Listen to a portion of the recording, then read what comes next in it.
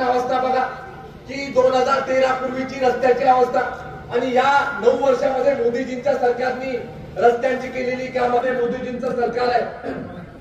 राज्यामध्ये आदरणीय एकनाथराव शिंदे साहेब, देवेंद्रजी आणि अजितदादांच्या माध्यमातून सरकार काम करतं आणि हे सरकार ज्या वेळेला सत्तेमध्ये आलं त्यावेळेला महत्वाची भूमिका आपले पालकमंत्री पाटणचे सुपुत्र आणि आपले नेते आदरणीय शंभूराजे देसाई साहेबांनी बजावली। आपण खऱ्या अर्थानं त्यांचं सगळ्यांनी आभार मानले पाहिजेत की स्वतः सत्तेमध्ये असताना धाडस केलं, तत्वासाठी धाडस केलं आणि धाडस करून सत्तेमधून बाहेर पडून या राज्याच्या हितासाठी, या आपल्या राज्याच्या प्रगतीसाठी त्यांनी धाडसी पाऊल उचललं आणि एकनाथराव शिंदे साहेबांचा, देवेंद्रजींचं आणि अलीकडच्या काळामध्ये अजितदादा देखील त्या सरकारमध्ये समाविष्ट झाले आणि एक भक्कम महायुतीचं सरकार आज या राज्यामध्ये निर्माण झालं। आज केंद्र आणि राज्य सरकारच्या संयुक्त विद्यमाने मोठ्या प्रमाणावर कामं आपल्याला होताना दिसतात। केंद्र सरकारने एक योजना आणली, किसान सन्मान निधी योजना।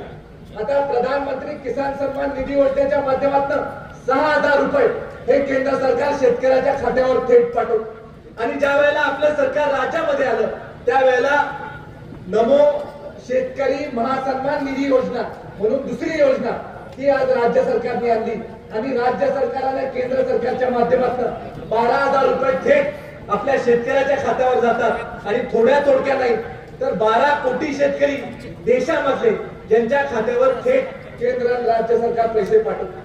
ज्या ठिकाणी अवकाळी पाऊस होतो, गारपीट होते, ज्या वेळेला नैसर्गिक संकट शेतकऱ्यावर निर्माण होतं त्या वेळेला केंद्र सरकार मोठ्या प्रमाणावर पैसे हे शेतकऱ्याला अडचणीतून बाहेर काढण्यासाठी देत आलेलं आणि त्यामुळे शेतकऱ्यांची प्रगती देखील या 9 वर्षामध्ये मोठ्या प्रमाणावर आपल्याला झालेली दिसते।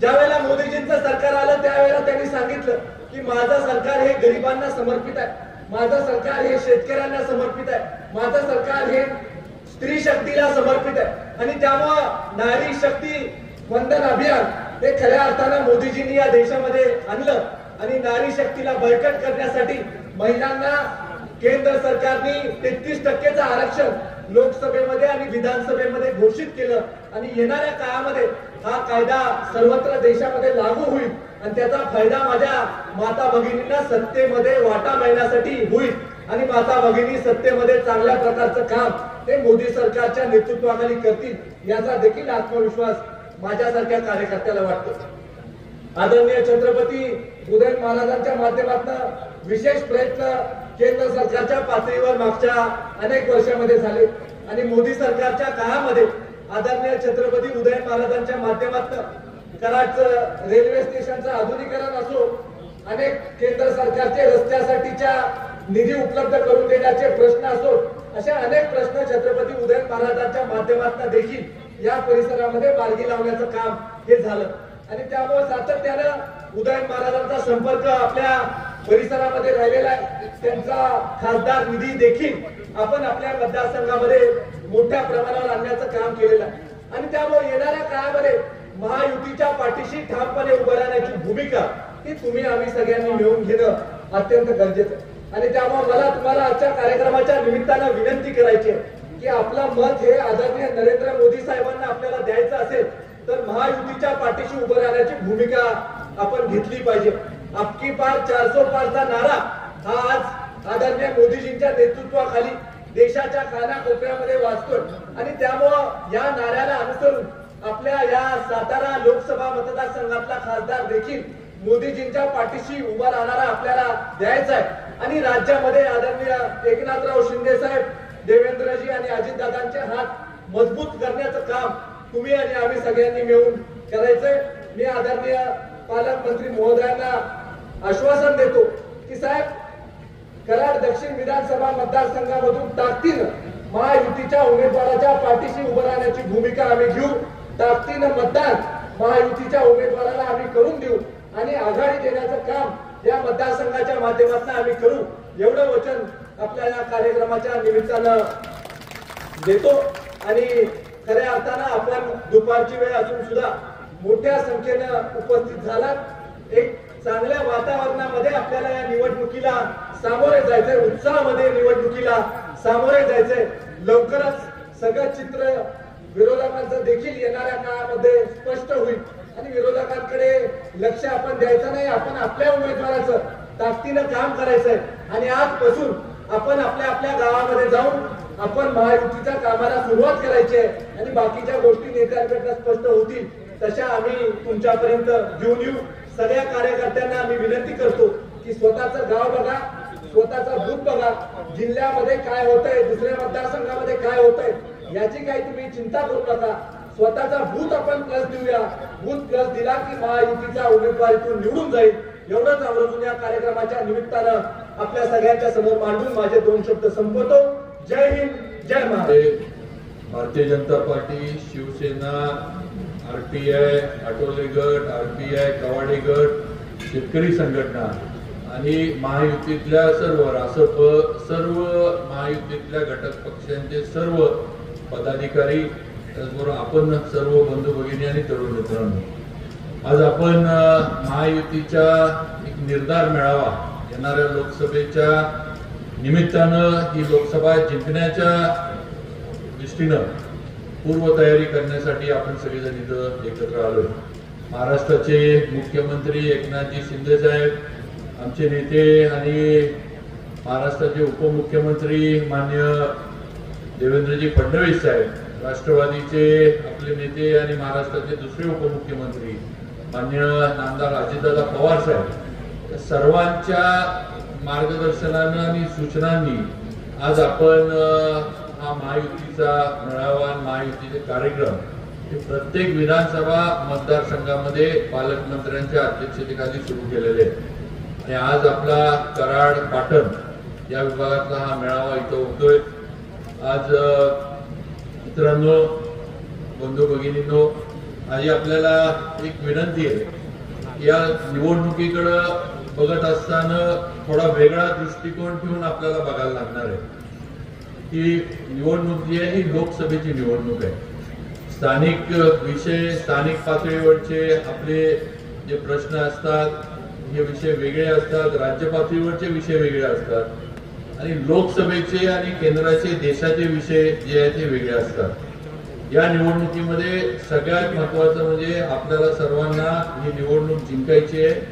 कारण आपल्याला परत एकदा नरेंद्र मोदींना देशाचं पंतप्रधान म्हणून तिथं बसवायचंय आणि त्यांच्या माध्यमातून भारत जे महासत्ता होण्याच्या दृष्टीनं वाटचाल सुरू केली आहे ती गोष्ट किंवा ते स्वप्न जे प्रत्येक भारतीयाचं आहे ते मोदीजींच्या माध्यमातून आपल्याला पूर्णत्वाला न्यायचं हे लक्षात ठेवा.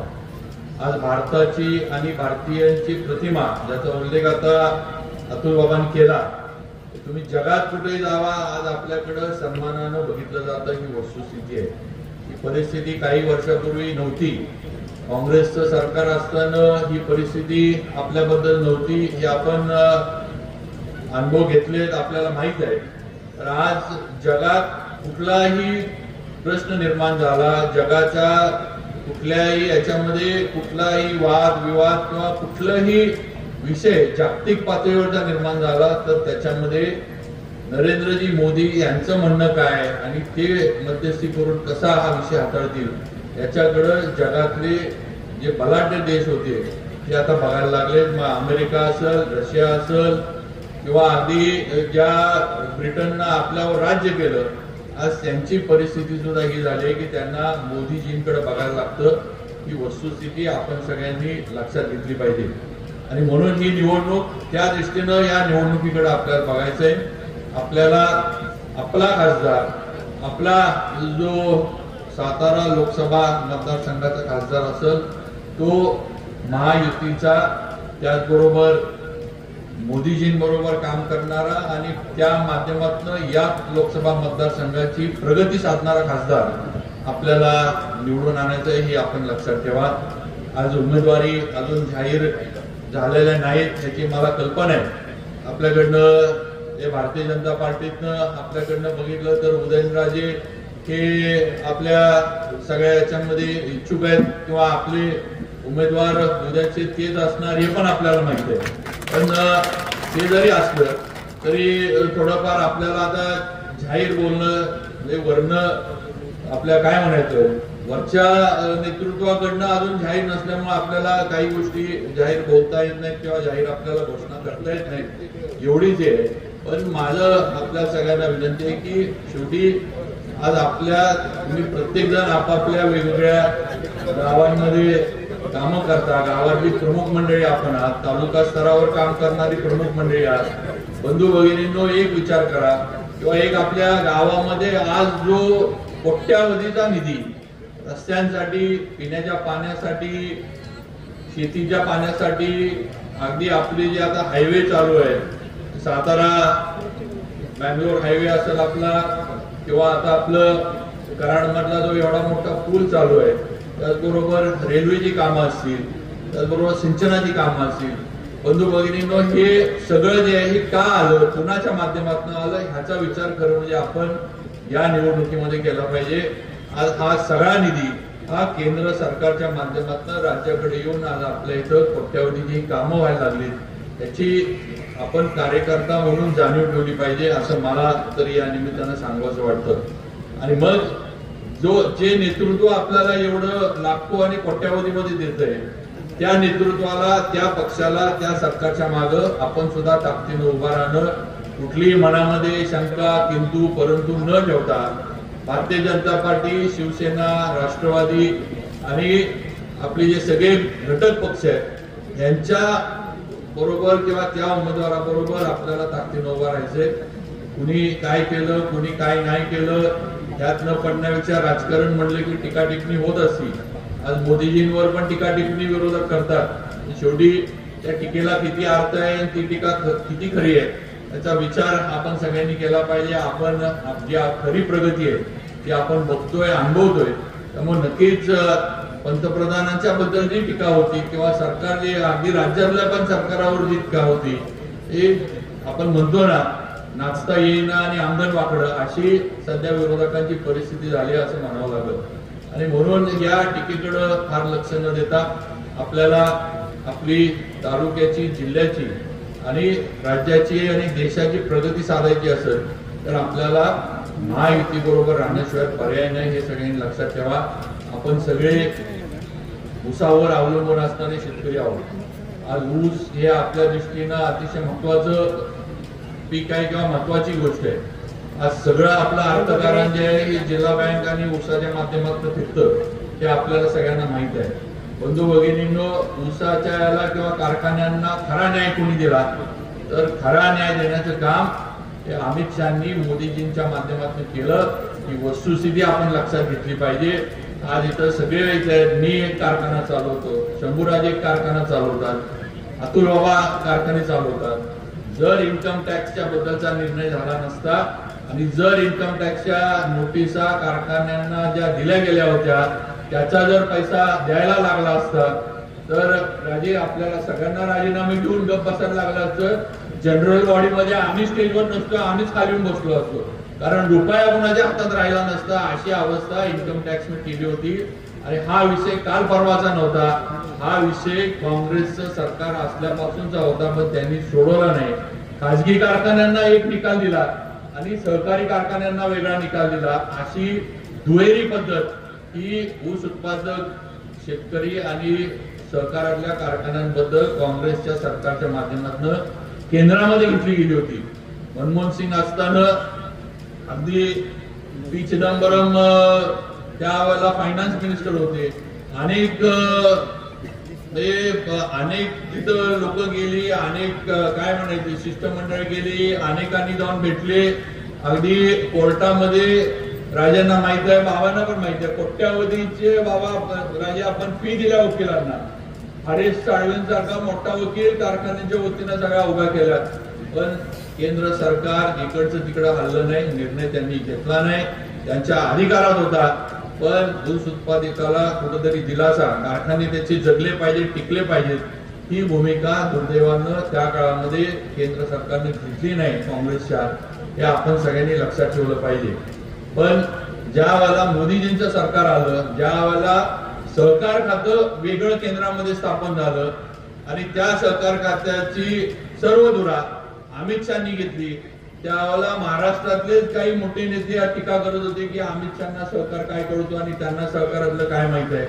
पण मी इथं अगदी ठामपणे सांगू शकतो, 2 बैठकांमध्ये फक्त 2 मीटिंग मध्ये कोट्यावधीचा इन्कम टॅक्स कारखान्यांना लागलेला अमित शहानी माफ केला आणि त्याचा पुढचा निर्णय त्यांनी कायमचा मार्ग लोकसभेमध्ये आणून तिथं जे काही आहे ते सगळं कायदेशीर करून त्यांनी आपल्याला काढून दिला. ही वस्तुस्थिती कुठेतरी आपण शेतकऱ्यांनी लक्षात ठेवली पाहिजे किंवा खऱ्या अर्थानं आपल्या शेतीबद्दल आपल्या साखर कारखानदारीबद्दल कळवळा किंवा खऱ्या अर्थानं न्याय देण्याचं काम कुणी केलं हे आपण लक्षात घेतलं पाहिजे. आज जसं उसाला FRP आहे तसं साखरेला सुद्धा काहीतरी आधारभूत किंमत द्यावी ही मागणी सुद्धा अनेक वर्ष प्रलंबित होते. अनेक मोठमोठ्या नेत्यांनी प्रयत्न केला पण काँग्रेसनं आणि त्यावेळेच्या कुठल्याच नेत्यांनी कुणालाच हे करता आलं नाही. पण साखरेला सुद्धा आधारभूत किंमत ठरवून देण्याचं काम हे भारतीय जनता पार्टी आणि मोदीजींच्या सरकारनं केलं. त्यामुळं आज साखर एक ठराविक रकमेच्या खाली बाजारात विकू शकत नाही. कारखान्यांना एक गॅरंटी आहे की माझी साखर एवढ्याला तर जाणार आहे, ह्याच्या खाली माझी साखर जाणार नाही. हा जो विषय हा आपण सगळ्यांनी लक्षात घेतला पाहिजे. असे अनेक विषय. त्यामुळं आज आपल्याला एकच लक्षात ठेवलं पाहिजे की आपल्यासाठी आणि आपल्या शेती किंवा कारखानदारी किंवा अगदी आपल्या गावातले रस्ते सगळ्याचे सर्वांगीण विकास कुणी जर केला असेल तर मोदीजींच्या माध्यमातून हा विकास झालाय. राज्यामध्ये एकनाथ शिंदे साहेबांच्या माध्यमातून हा विकास झालाय, देवेंद्र फडणवीसांच्या माध्यमातून हा विकास झालाय आणि येणाऱ्या निवडणुकांमध्ये आपल्याला अजितदादा असेल सगळे म्हणजे या सगळ्यांच्या माध्यमातूनच आज जे काही होतंय ते सगळं आपण बघतोय. त्यामुळे येणारी निवडणूक ही त्या दृष्टीनं आपण लढवली पाहिजे आणि आपण सगळ्यांनी ताकदीनं महायुतीच्या उमेदवाराच्या मागे उभा राहावं.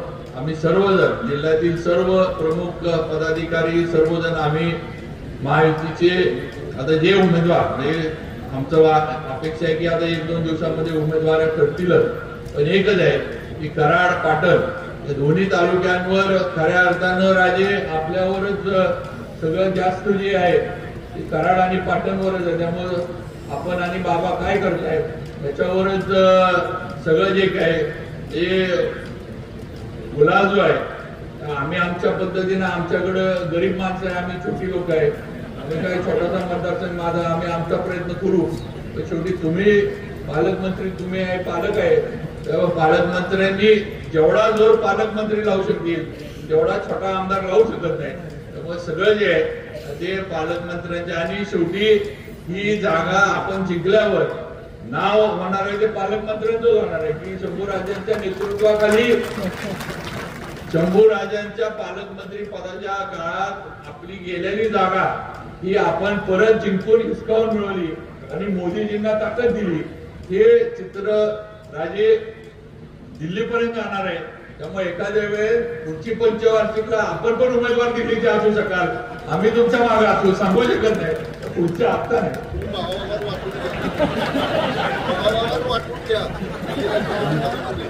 जरा मला दिल्लीचं वातावरण मानवत नाही आणि दिल्लीला जायचं जरा टाळतो. पण सांगता येत नाही कारण आता पालक राजे आता दोघं पण राजे आहेत. त्यामुळे आता दोघांनी निर्णय दोघं बरं आता अशी चर्चा आहे की पुढचं आता पुनर्रचना होणार आहे. काय झाले 2 लोकसभा मतदार अजून काय होऊन जाते सगळं. त्यामुळे काय नाही पण आत्ताची निवडणूक ही शंभूराजांच्या नेतृत्वाखाली आपण लढतोय आणि नक्कीच ती आपण जिंकायची आहे. जिंकण्याच्या निर्धारानंच आपण लढायचं एवढं लक्षात ठेवा. मनामध्ये शंका कुशंका अनेक गोष्टी असतात पण आता त्या आपण काढून टाकल्या पाहिजे. आपण जिंकायचं आहे आणि गुलाल हा आपल्या महायुतीच्या कार्यकर्त्याच्या अंगावरच पडला पाहिजे. हीच भूमिका घेऊन निवडणुकीमध्ये उतरायचं एवढंच सांगतो.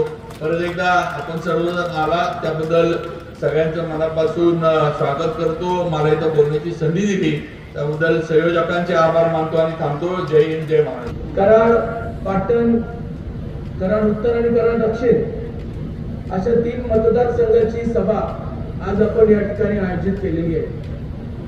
नक्कीच या सभेचं वैशिष्ट्य म्हणजे पेपर फुटला असा म्हणायला काही चुकीचं ठरणार नाही, परंतु एक औपचारिकता असते की कार्यकर्त्यांशी संवाद करणं. कालपर्यंत आपण 2019 मध्ये याच जिल्ह्याचे निवडणूक भारतीय जनता पक्ष आणि शिवसेना म्हणून आपण लढलो. समोरच्या पार्टीमध्ये त्या ठिकाणी राष्ट्रवादी काँग्रेस म्हणून लढलो.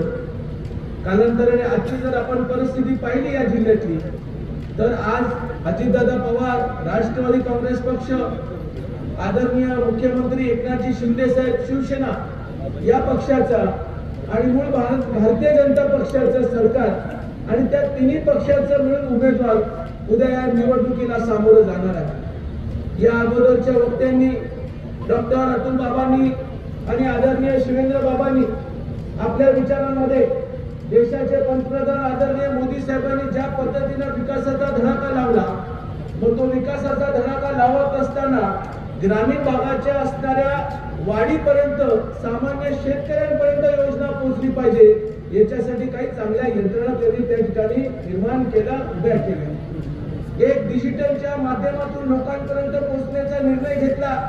नमो ॲपच्या माध्यमातून देशामध्ये किंवा कुठल्या राज्यामध्ये एखादी योजना किंवा एखादा जर चांगलं कार्य झालं तरी लोकांपर्यंत पोहोचण्याचं त्यांनी या ठिकाणी काम केलं.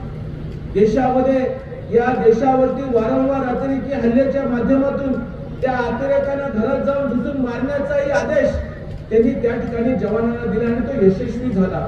देशाची आमची जेवढी बॉर्डर आहे ती बॉर्डर सुरक्षा होत असताना देशामध्येही काही आतंकवादी उचलून काढण्याचं काम त्यांनी वेळोवेळी त्या ठिकाणी केलेलं आहे. नक्कीच दोघांनी देश पातळीवरती मोदी साहेबांनी केलेल्या कार्याचा आणि केलेल्या कामाचा अहवाल देत असताना या उद्याच्या निवडणुकीमध्ये सातारकर म्हणून आपल्या जिल्ह्याला खूप मोठी अपेक्षा आहे.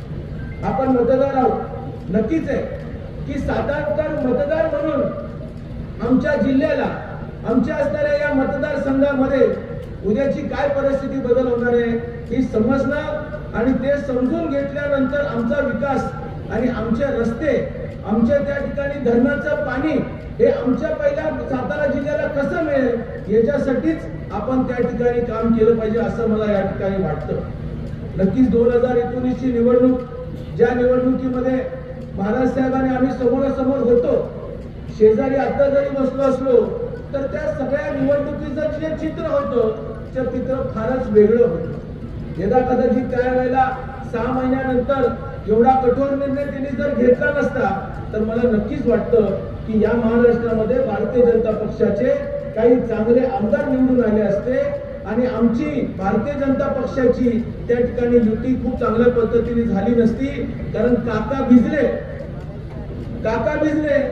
आणि मतदार फिरला. आता भिजलेल्या वातावरणामध्ये काकांनी जी बॅटिंग केली, त्या बॅटिंग केलेल्या जुन्या मतदारसंघातील जुन्या लोकांनी त्यांच्या भावनेला साथ दिली आणि म्हणूनच त्या ठिकाणी पराजयाला आपल्याला सामोरं जावं लागलं. या जिल्ह्यामध्ये भारतीय जनता पक्षाच्या कमळची पहिली निवडणूक ही महाराज साहेबांनी 2019ला पोट निवडणूक म्हणून त्या ठिकाणी लढवली. या अगोदर शिवसेनेने भारतीय जनता पक्षाची युती जरी असली तरी कमळ या धनुष्यबाण या चिन्हावरतीच निवडणूक लढवली जात होती, ही वस्तुस्थिती आहे. असो, 19 आपण विसरलो जरी असलो तरी 19च्या कालखंडामधले जे प्रश्न आहेत ते अजूनही त्या ठिकाणी प्रलंबित आहेत.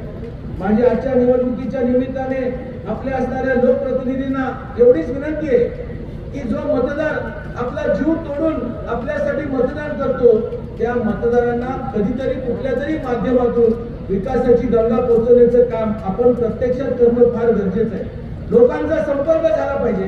गावातली आणि वाड्यातली जर प्रश्न जर मार्गीस लागले तर नक्कीच दळणवळणाची जी मार्ग आहेत ते त्या ठिकाणी मोठ्या प्रमाणामध्ये उभी होतील. खरं म्हणजे आम्हाला अपेक्षा होती की आज या निवडणुकीच्या माध्यमातून मलाही संधी मिळणार आहे. मी अजूनही महाराजसाहेब अपेक्षित आहे.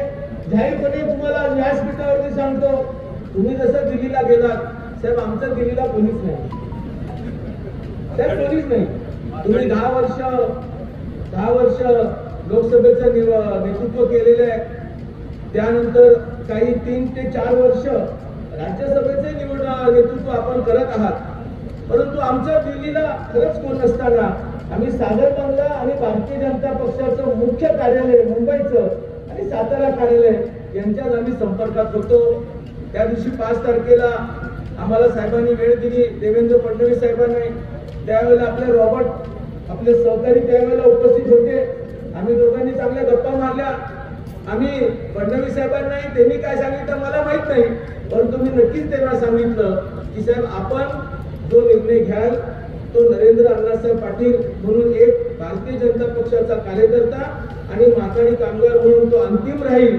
ही गोष्ट आज मुद्दामून पत्रकारांना यासाठी सांगतो, आमचे काही जुने पत्रकार आहेत 19च्या वातावरणामधले, त्यांनी बरोबर कटशॉट करून काही व्हिडिओ टाकलेले आणि उगीच वातावरण नरेंद्र वरसे महाराज अशा प्रकारचा करण्याचा प्रयत्न त्यांनी केला. तर म्हणजे महाराज जिथे उभे तिथे सगळेच आडवे असं म्हटलं तरी वावगं ठरणार नाही. पण काय नरेंद्र आहे तुमच्या समोर, आता तुमच्याच बाजूने राहणार आहे. परंतु अंतिम निर्णय अजूनही माझा अपेक्षित आहे. नक्कीच या जिल्ह्यातला खासदार हा आदरणीय पंतप्रधान मोदी साहेबांच्या विचाराचा असावा, कारण त्यांच्या विचाराच्या माध्यमातून आपल्या जिल्ह्यामध्ये सगळ्यात मोठ्या प्रमाणामध्ये 19च्या काळामध्येही सातारा शहरामध्ये जो विकास झाला तो विकास गडकरी साहेबांच्या माध्यमातून त्या ठिकाणी झाला. देवेंद्र फडणवीस त्यावेळेला मुख्यमंत्री होते. युनियनची माणसं त्यांच्याबरोबर होती. एक तर बहादूर सकाळी माझ्यावर फिरायचा आणि रात्री महाराजांच्या समोरचे असणारे सगळे काही व्यवहार ते त्या ठिकाणी सांभाळायच्या, ही वस्तुस्थिती होती. परंतु सातारकरांनी आणि मतदारांनी जो काय मला 4,50,000चा जो निकाल दिला, खरंच त्याचा सगळ्यांचं धन्यवाद आणि आभार मानले पाहिजे. त्यावेळेला लोकांनी तळागाळातल्या लोकांनी पाठ दिली, पाठीशी उभे राहिले. महाराजांचा विजय झाला, तो विजय आम्ही स्वीकारला. परंतु सातारकरांनी जे पाठीशी उभे राहिले, ग्रामपंचायत न लढवणाऱ्या माणसालाही 15 दिवसाच्या आतमध्ये एवढ्या चांगल्या प्रकारे पाडवळ जिल्हा देतो, ही फार जमेची बाजू आहे.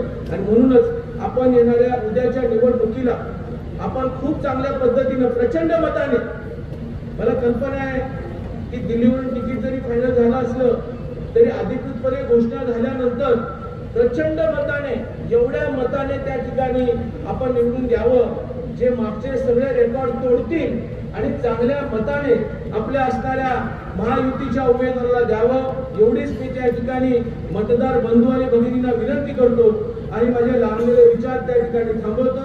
जय वाईचा होता. आम्हाला सगळ्याच व्यासपीठावर असणाऱ्या मान्यवरांना त्या वाईचा मेळावा करून संध्याकाळी 5च्या मेळाव्याला पुन्हा अजिंक्य शाहूनगरला या ठिकाणी क्षेत्राला यायचं आहे. सर्व वक्त्यांनी भाषणं केलेली आहेत. अगदी केंद्रातलं धोरण काय आहे, केंद्र सरकारची गेल्या 10 वर्षातल्या कामकाजाची कार्यपद्धती कशी आहे, देशाचं नाव उज्ज्वल करण्यासाठी माननीय पंतप्रधान नरेंद्रजी मोदी साहेबांच्या नेतृत्वाखाली केंद्राने गेल्या 10 वर्षात कसं काम केलं, या सगळ्यांची वाहतूक माझ्या अगोदरच्या वक्त्यांनी केला. तेच ते परत बोलून या ठिकाणी मी आपला वेळ घेणार नाही. या लोकसभा मतदारसंघामध्ये अजून अधिकृत जरी उमेदवारी जाहीर झाली नसली तरी माननीय शिंदे साहेबांनी, माननीय अजितदादांनी आणि माननीय देवेंद्र फडणवीस साहेबांनी तिघांनी आम्हाला सगळ्यांना बोलवून सांगितलं की उमेदवार जाहीर करायचा आहे, तो आम्ही तिघजण मिळून करू. परंतु तुम्ही आपल्या तिन्ही पक्षाचे आणि जे मित्र पक्ष आपले आहेत, रासप असेल, आरपीआय असेल, कवाडी गट असेल, शेतकरी संघटना असेल, या सगळ्या पदाधिकाऱ्यांना, कार्यकर्त्यांना बरोबर घेऊन बूथ स्तरावरचं तुमचं काम चालू करा. आणि त्याप्रमाणे पहिली मागच्या आठवड्यामध्ये आमची समन्वयाची मुख्य नेत्यांची सगळ्या बैठक झाली आणि जिल्ह्यामध्ये आज आपण या ठिकाणी 3 मेळावे घेतो आहे. एक सगळ्यांनी गोष्ट समजून घेतली पाहिजे. आपण पाहिलं याच्या पूर्वीच्या निवडणुकीचा संदर्भ नरेंद्र पाटलांनी दिला. आज देशाला गरज आहे ते माननीय पंतप्रधान नरेंद्र मोदी साहेबांच्या नेतृत्वाची. आणि माझ्या सगळ्या कार्यकर्त्यांना, तिन्ही 4ही पक्षाच्या प्रमुख कार्यकर्त्यांना एकच सांगणं आहे, ब क ड उमेदवार कोण द्यायचा तो आपली सृष्टी देतील, पण मत मागायला महायुती म्हणून जेव्हा मतदारासमोर आपण जाणार आहे, आपलं मत हे मोदी साहेबांसाठी आम्ही मागतोय, हे एक वाक्य पहिलं सगळ्यांनी या ठिकाणी लक्षात ठेवलं पाहिजे. मोदी साहेबांच्या नावावरती आपल्याला ह्या निवडणुकीला सामोरं जायचं. एवढं मोठं काम गेल्या 10 वर्षामध्ये त्यांनी केलं. जागतिक स्तरावरच्या 10 पहिल्या अर्थव्यवस्थेमध्ये भारत होता. आज त्यांनी गेल्या 10 वर्षात तो 5व्या क्रमांकावर आणला. आणि आज मोदी साहेब सांगतायत येणाऱ्या 5 वर्षामध्ये पहिल्या 3 मोठ्या अर्थव्यवस्थेमध्ये भारताचं नाव आलं पाहिजे, या दृष्टीने ते त्यांचे प्रयत्न सुरू आहेत. आम्ही माहिती घेतो, अनेक वेळा सीएम साहेब सांगतात की 18 तास काम करणारा पंतप्रधान माननीय मोदी साहेबांच्या रूपाने पहिल्यांदा या देशाने या ठिकाणी पाहिला. विकास विकास आणि दिलेला शब्द पूर्ण करण्यासाठी जे जे करावं लागेल ते ते करण्याची मानसिकता असणारा राज्यात देशाचे नेतृत्व हे माननीय मोदी साहेबांच्या मध्ये आहे. मगाशी अतुल बाबांनी उल्लेख केला, म्हणजे 1.5-2 वर्षापूर्वी शिंदे साहेबांच्या नेतृत्वाखाली जर तुम्ही धाडस केलं नसतं तर आजचं चित्र आपल्याला दिसलं नसतं. ही वस्तुस्थिती आहे.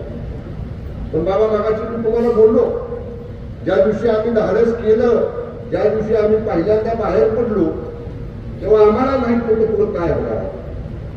पण आम्ही आमच्या नेतृत्वावरती विश्वास ठेवला, ज्यांच्याबरोबर 2004 सालापासून मी, शिंदे साहेब 2004 ला पहिल्यांदा आमदार झाले, मी सुद्धा 2004 ला पहिल्यांदा आमदार झालो.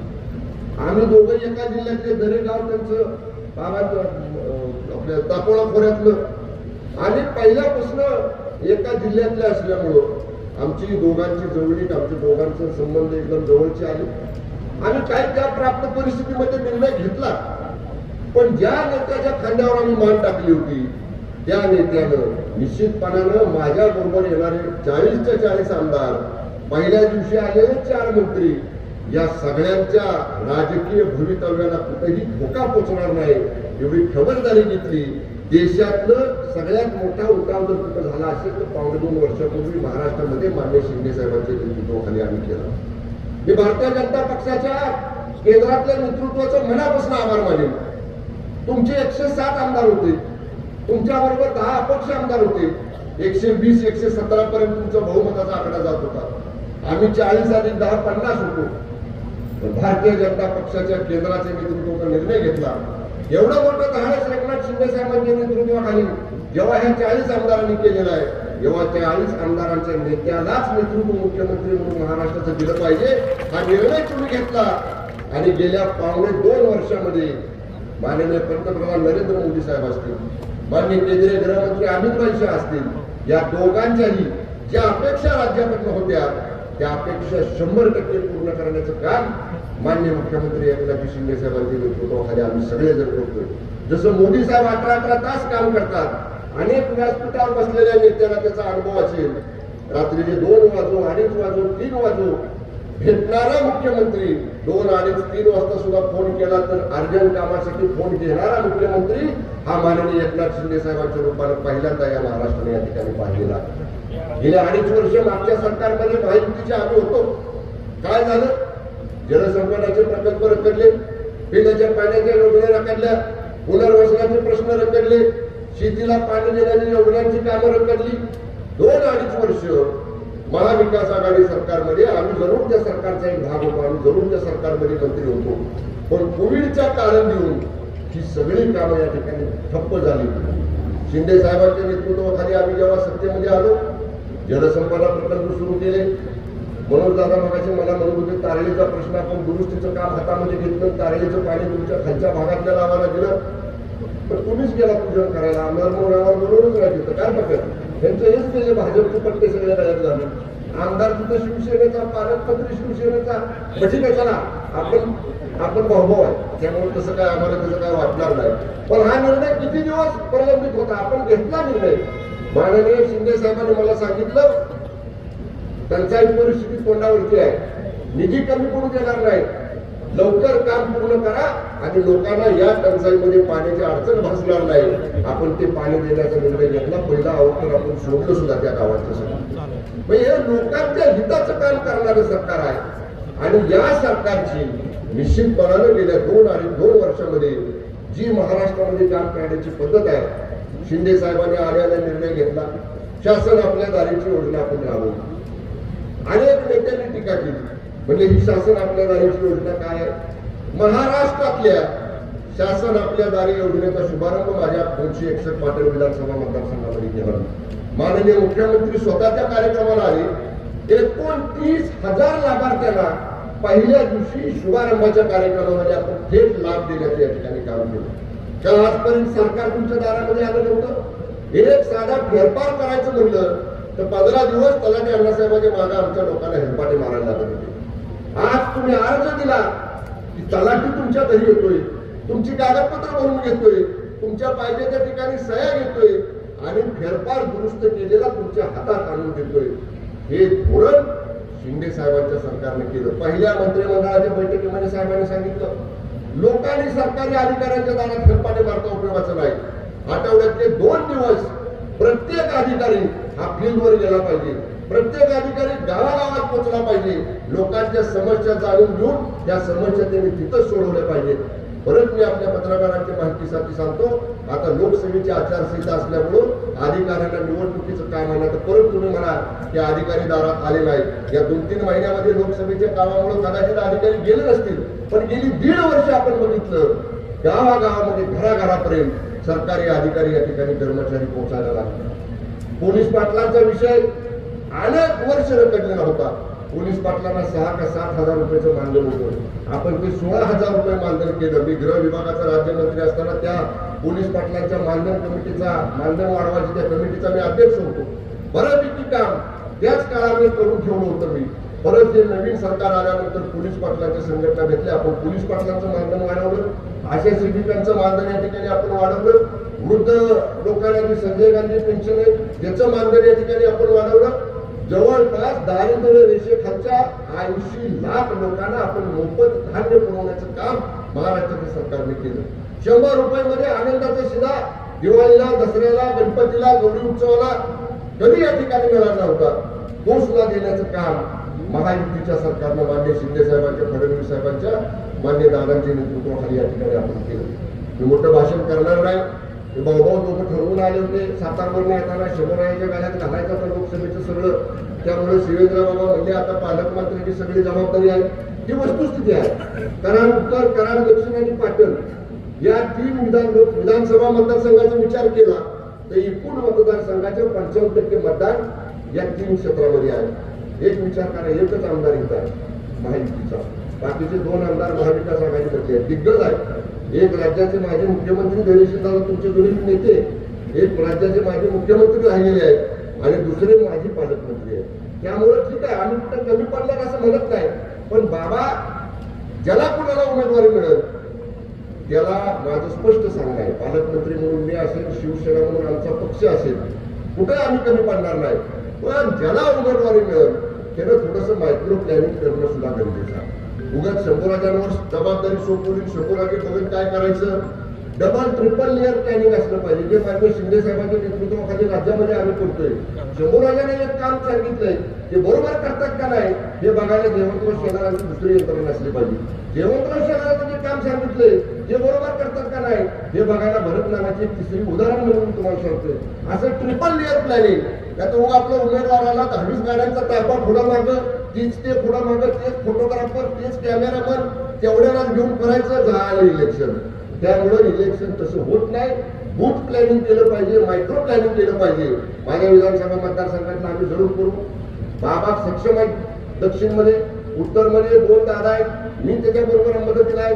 आम्ही सगळं बसू. आता नाना इथं आहेत, आपल्याला उघड त्या गोष्टी सांगायच्या नाही, पण मायक्रो प्लॅनिंग केलं. आणि मी आपल्याला सांगेन, सातारा लोकसभा मतदारसंघ आपण काहीही कितीही म्हणलं तरी जाणता राजाला मानणारा हा मतदारसंघ आहे. त्यामुळे या मतदारसंघातली माणसं काही विचारानं बांधली गेलेली आहेत, त्यांना बाजूला करणं आणि आजच्या परिस्थितीमध्ये माननीय मोदी साहेबांचं नेतृत्व खालचा खासदार आपल्या मतदारसंघात निवडून देणं अशा पद्धतीची कामाची पद्धत ही आपल्या महायुतीच्या जर सगळ्या पदाधिकाऱ्यांची असली तर निश्चितपणे आपल्याला इथं विजय या ठिकाणी मिळायला कुठलीही अडचण येणार नाही. पण मायक्रो प्लॅनिंग झालं पाहिजे.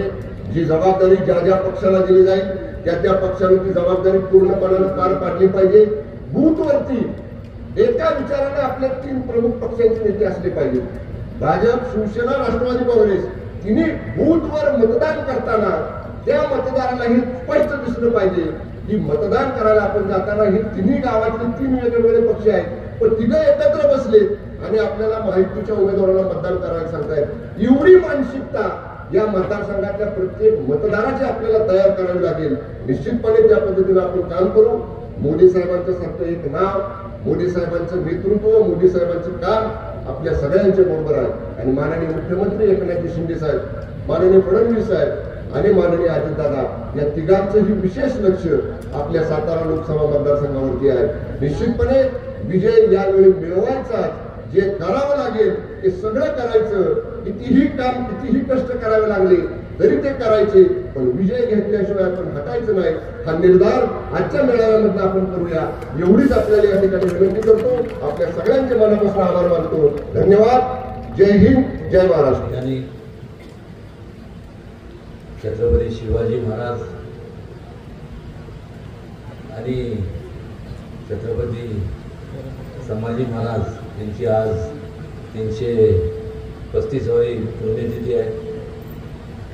यांना आणि सर्व बाबासाहेब आंबेडकर असतील, सर्व या ठिकाणी आपण जेव्हा संपूर्ण त्यांचं योगदान लाभलं या देशात, या सर्व विभूतींना विनम्र अभिवादन करतो. आपल्याला माहीत आहे की सातारा जिल्हा, त्या जिल्ह्याची एक आगळीवेगळी ओळख आहे. या जिल्ह्याने केवळ महाराष्ट्राला नाही तर देशाला एक दिशा देण्याचं काम केलं. हे सांगत असताना त्या जिल्ह्यामध्ये यशवंतराव चव्हाण असतील, बाळासाहेब देसाई असतील, यशवंतराव मोहिते असतील, जयवंतराव अप्पा असतील, आमचे काका अभयसिंग राजे, त्यानंतर किसनवीर असतील, त्यानंतर अण्णासाहेब पाटील असतील, असे अनेक लोकांचं संपूर्ण मार्गदर्शन ह्या महाराष्ट्राला लाभलं. आणि त्यातूनच ह्या जिल्ह्याची एक आगळीवेगळी ओळख त्या ठिकाणी कुठे जरी गेलो आपण, खास करून आवर्जून या ठिकाणी मला सांगावं की दिल्लीत सुद्धा ज्या वेळेस नाव निघतं, कुठल्याही महाराष्ट्रात जर कुठल्याही जिल्ह्याचं जर नाव निघालं तर वेगवेगळ्या राज्यातल्या लोकांना एकदम ओळख पटत नाही. ते विचारतात कुठल्या राज्यातले आहात, असं तसं. पण सातारचं जेव्हा नाव निघतं त्यावेळेस संपूर्ण कोणाला सांगावं लागत नाही, कारण की सातारा ही महाराष्ट्राची ओळख आहे. हे आवर्जून या ठिकाणी विनम्रपणे सांगावंसं वाटतं. आज या व्यासपीठावरती या संपूर्ण निर्धार मेळावा म्हणजे भारतीय जनता पक्ष असेल, त्यानंतर एकनाथ शिंदे साहेबांचा पक्ष असेल आणि अजितदादांचा पक्ष असेल आणि रासप, शेतकरी संघटना, रिपब्लिकन पार्टी, असे जेवढे सगळे पक्षाचे या ठिकाणी पदाधिकारी जे उपस्थित आहेत, आपल्या सगळ्यांना विनम्रपणे मी मनापासून धन्यवाद देतो. कारण की आज आपल्या उपस्थितीमुळे खऱ्या अर्थाने या संपूर्ण सभेला शोभा आली. त्याचबरोबर मगाशी आमचे बंधुराज आमदार शिवेंद्रराजे, त्याचबरोबर नामदार नरेंद्र पाटील आणि बऱ्याच वेळा मला जो प्रश्न म्हणजे आम्हाला सर्वांनाच तो प्रश्न आजपर्यंत ते पुढं सुटलं नाही. कारण आनंदराव नानांचा जेव्हा उल्लेख केला जातो तेव्हा प्रत्येक वेळेस युवक नेता म्हणून केला जातो. अजून युवकच आहेत, असंच युवकपणा आम्हा सगळ्यांना लाभो.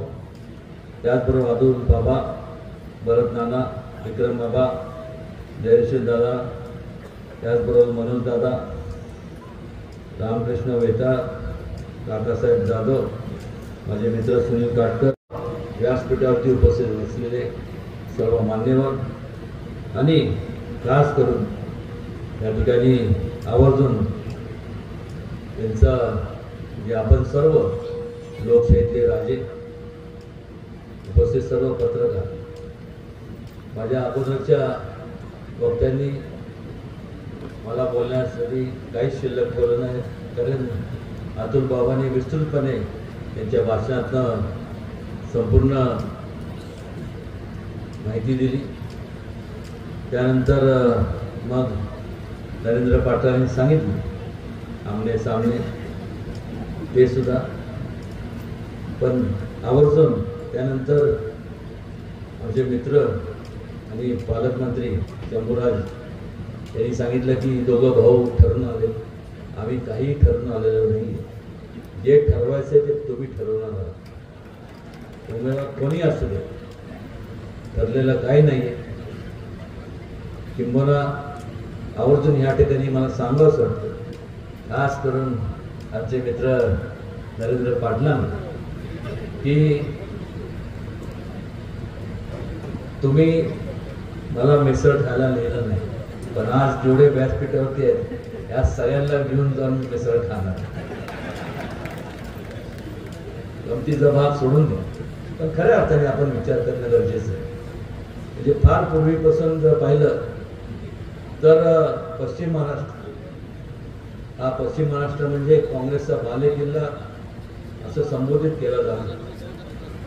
खरं आहे, त्यावेळेस पर्याय नव्हता, लोकांकडं दुसरं आशेचं किरण नव्हतं. घोषणा झाल्या, गरिबी हटवते झाल्या, पण आपण जर बारकाईने विचार केला तर ह्या आजपर्यंत ज्या लोकांनी संपूर्ण काँग्रेस पक्षाने लोकांची मतं घेतली. मला अजून आठवते की आदरणीय गोपीनाथ मुंडे साहेब ज्यावेळेस मुख्यमंत्री होते त्यावेळेस सर्वप्रथम त्या काळात कृष्णा खोरे विकास महामंडळाची संकल्पना मी मांडली आणि त्यांना सांगितलं की वाटेल त्या परिस्थितीत संपूर्ण आता दुष्काळी परिस्थिती त्यांना न्याय देण्याकरता ही योजना आपण राबवली गेली पाहिजे. आणि त्यांनी मान्य केली, त्यांनी तत्वता मान्यता दिली. आज संपूर्ण पश्चिम महाराष्ट्र, सातारा जिल्हा असेल, सोलापूर सरकार दुर्लक्षित जिल्हा असेल, वेगवेगळ्या जिल्ह्यात कोल्हापूर असेल, सांगली असेल, मध्यम प्रकल्प, मोठे प्रकल्प या ठिकाणी आपल्याला पाहायला मिळतात. एक प्रकारचं मनामध्ये इच्छाशक्ती असावी लागते आणि मोदीजींच्या मार्गदर्शनात केंद्रात अत्यंत चांगल्या प्रकारे निर्णय घेतले जात आहेत. त्याचं अंमलबजावणी सुद्धा आपल्याला पाहायला मिळते. आणि महाराष्ट्रात सुद्धा खरोखर म्हणजे एक प्रकारची राजकीय आत्महत्या जरी म्हणलं तरी काय चुकीचं ठरणार नाही. मगाशी शंभूराज देसाईंनी सांगितलं की आम्हाला सुद्धा माहीत नव्हतं की आम्ही ते केल्यानंतर काय होणार. पण मात्र जेव्हा आपल्या मनात कुठल्याही प्रकारचं पाप नसतं, आपलं उद्दिष्ट फक्त लोकांची सेवा करण्याचं असतं आणि ध्येय तोच असतो की सर्वसामान्य माणसांचं जीवनमान कसं उंचवलं जाईल, त्यावेळेस निश्चितपणे देव तर साथ देतोच, पण लोक सुद्धा कधी साथ सोडत नाही.